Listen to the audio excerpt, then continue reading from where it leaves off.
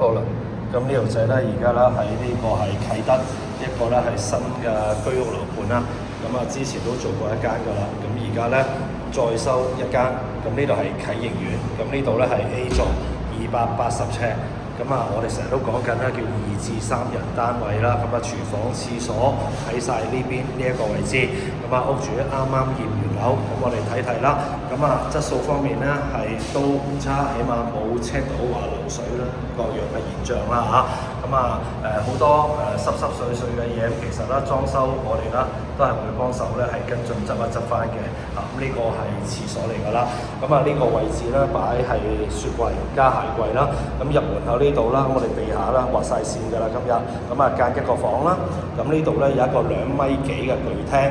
咁跟住呢度咧，再會間多間房，咁啊裏面雙人床、衣櫃都有齊晒㗎啦。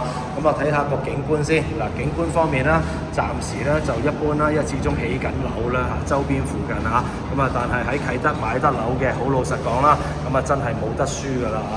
好啦，咁我哋咧遲下，咁呢一個單位啦，都會啦係啦，做翻一個完工片段啦，俾大家望一望下啦。咁期望你嘅電話啦。咁如果你話有需要嘅，都可以俾個電話呢條仔做翻一個詳細嘅報價。今日拍到呢度為止，多謝晒。